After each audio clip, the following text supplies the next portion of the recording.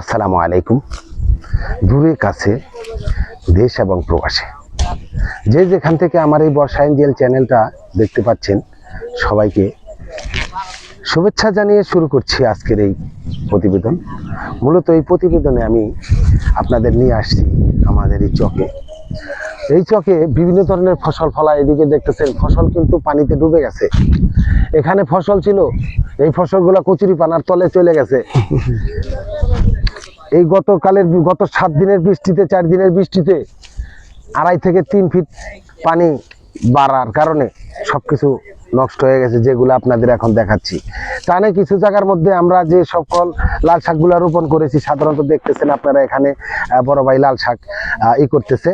তো ওনার সাথে আমি একটু কথা বলতে চাই। আসসালামু আলাইকুম মনির ভাই। ওয়ালাইকুম আসসালাম ওয়া রাহমাতুল্লাহ। কেমন আছেন ভাই? আলহামদুলিল্লাহ, ভালো আছেন? আল্লাহ রাখছে ভালো। তো এখন এই লাল শাক কেমন বিকতেছে? লাল শাক তো ওখানে বিকতেছে, হয়েছে লাল শাক তো ভাই ওখানে মেঘে এই পয়সা গেছে না, এই 5-6 দিনের মেঘে ওখানে লাল শাকটা ভাই বন্ধে নাই যাচ্ছে। ওখানে তো হবে চকে পাথরে লাল শাক খুব কম। ওখানে এই যে ঈদের পরে শাক পাইবই না, শাক নাই। ঈদের পরে শাক টাকাটা কিনা পাইবো না, সব পয়সা গেছে, সব পয়সা গেছে এই 4 দিনের ব্যাগে। 4 দিনের ব্যাগে সব পয়সা গেছে, পয়সা আছে সবাই পয়সা গেছে।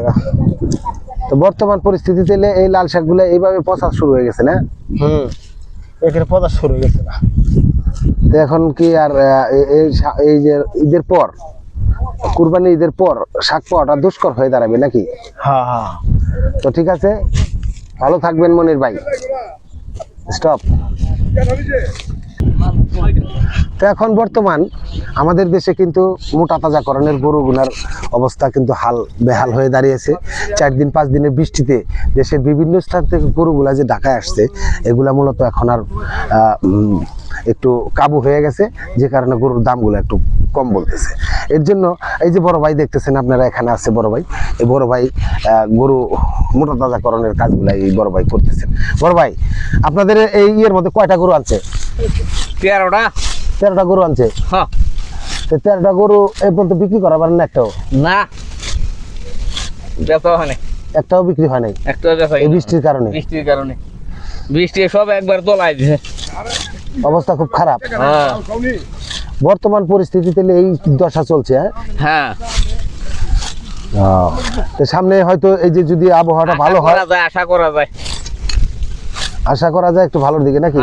তো ভাই, এরা 10-12টা গরু আনছিল উত্তরবঙ্গের থেকে। তো সেই সুবাদে ইনাদের সঙ্গে একটু আলাপ করার পর দেখা গেল যে আসলে এই 4-5 দিনের পরে যে বৃষ্টি আসছে, এই বৃষ্টিতে তারা কিন্তু এখানে ঘাস কাটতেছে গরুর জন্য। এই গরুগুলাকে আমি আপনাদের একটু পরেই হয়তো দেখানোর চেষ্টা করব। তো তার আগে আপনাদের আরেকটু দেখাই জমি সম্বন্ধে। এখানে ভাইরা আমার কত সুন্দর করে শাকগুলা বাংতাছে। ঈদের শেষ সময় পর্যন্ত আজকে যে চলছে, যুদ্ধ চলছে। এখন মনে করেন জমিতে যত শাক আছে সব শাকগুলা এখন দ্রুত বাজারজাত করা শেষ করে দিবে, কারণ একটাই, সামনে কুরবানি। এ সময় মানুষ 5 থেকে 4-5 দিন পর্যন্ত শাকসবজি খুব কম বিক্রি হবে, যে কারণে তারপরেও যদিও কম বিক্রি হইতো, এখন কিন্তু এই 4 দিনের বৃষ্টিতে সব শেষ করে দিয়ে গেছে। পচে গলে শেষ হয়ে গেছে অর্ধেকের বেশি শাক, সব ধরনের শাক। এখানে নদীতে কিন্তু ডুবিয়ে লেগে গেছে অনেক। চলেন যে আমরা কিভাবে পরিষ্কার করে আর একটু দেখাই। আমাদের এলাকার মোটামুটি বিশিষ্ট একজন ব্যবসায়ী জনাব জাহাঙ্গীর আলমের সঙ্গে আমি একটু আলাপ করব। তো জাহাঙ্গীর সাহেব কেমন আছেন? ভালো, আলহামদুলিল্লাহ। এখন বর্তমান পরিস্থিতিতে শাকের দাম কেমন চলছে? বর্তমানে এই যে শক্তি একটা ঝড়, যেটা কিনা সবাই জানে, বাংলাদেশের মধ্যে যে ঝড়টায় অনেক ক্ষতিগ্রস্ত করছে নোয়াখালী, হাতিয়া। এখন আমাদের গ্রাম মেয়বি গান্ধারিয়া গ্রামে শাক পাতা অনেক ক্ষতিগ্রস্ত হয়েছে। আপনারা দেখতে পারতেছেন যে এই শাকগুলা বৃষ্টির কারণে দেখেন এই যে পয়সা গেছে গা, অনেক ক্ষতিগ্রস্ত হয়েছে কৃষক। যার কারণে এখন শাকের বাজারটা আগের থেকে অনেক ভালো হয়েছে। আগে আসছিল আপনি 3 টাকা 4 টাকা, এখন আপনার শাকের বাজার হয়েছে 10 টাকা 8 টাকা।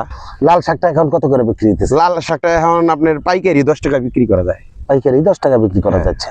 তাহলে খুব সুন্দর, যে কারণে লাল শাক পৌঁছে গেলে যা আছে এর মধ্যেও তো ভালো দামে বিক্রি হচ্ছে। ঈদের পরে বর্তমান যে 4 দিনের বৃষ্টিতে যে পরিমাণ ক্ষয়ক্ষতিটা হয়ে গেল, ঈদের পরে কেমন অবস্থা হবে একটু বলবেন কি? ঈদের পরে কৃষকরা অনেক আশাবাদী যে এই লাল শাকটা কমসে কম 15 টাকা হওয়ার কথা।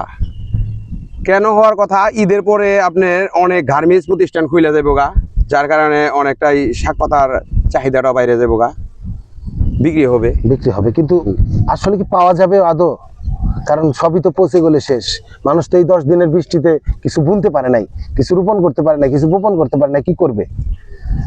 আসলে যে রকমটা চাহিদা ওই রকমটা পাওয়া যাবে না, কারণ যে বৃষ্টিতে তো অনেক ক্ষতিগ্রস্ত হয়েছে কৃষকরা, ওই রকমটা দিতে পারবো না, যার কারণে আর কি একটু যেখানে 10 আটির চাহিদা আছে সেখানে 3 আটি দিতে পারবে, 7 আটি শর্ট থাকবে। এর কারণেই আরো মূল্যটা আরো বৃদ্ধি পেয়ে যাবে দ্রুত, দ্বিগুণ মূল্য হয়ে যাবে। তো বন্ধুরা, এখানে জাহাঙ্গীর আলমের সঙ্গে কথা বলে আপনারাও বুঝতে পারলেন, আমিও একটু জানতে পারলাম যে আসলে এই বৃষ্টিপাতের ফলে যে ধরনের ক্ষয়ক্ষতিটা হয়েছে, এই ক্ষয়ক্ষতিটা পোষাইতে হইলে আরো 1 মাসের দরকার।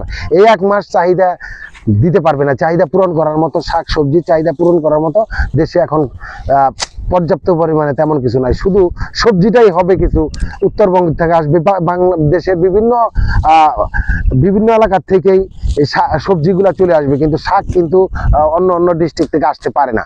কারণ দ্রুত 6 মাস, যদিও ঢাকার বাইরে থেকে আসতে হয় 3 থেকে 4 ঘন্টা 5 ঘন্টা লেগে যায়, তো 5 ঘন্টায় শাকগুলো পচন ধরে যায়।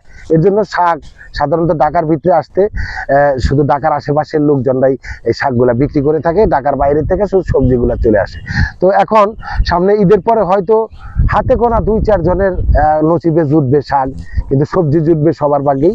কিন্তু দেখা গেল যে আসলে সবকিছু মিলিয়ে এখনকার বর্তমান পরিস্থিতিতে সবকিছুর দাম বৃদ্ধি পেয়ে যাবে। এই 6 দিনের বৃষ্টিতে, লাগাতার বৃষ্টির কারণে সবকিছু পচে গেলে শেষ। আজকে এই জমিটার থেকে যদি শাকটা না তুলতো, তাহলে দেখা গেল যে আগামী 2 দিনের ভিতরে এই শাকগুলো পচে গেলে শেষ হয়ে গেল। ধানদারিয়ার চক থেকে আমি ইসমাইল হোসেন, যতটুকু পারলাম আপনাদের দেখানোর চেষ্টা করলাম। ভালো থাকবেন। পরিশেষে আমি একটা কথাই আপনাদের জানাতে চাই, আমার বর্ষা এনজিএল চ্যানেলটাকে আপনারা সবাই সাবস্ক্রাইব করবেন, কমেন্ট করবেন, লাইক দিবেন। ভালো থাকবেন। আসসালামু আলাইকুম।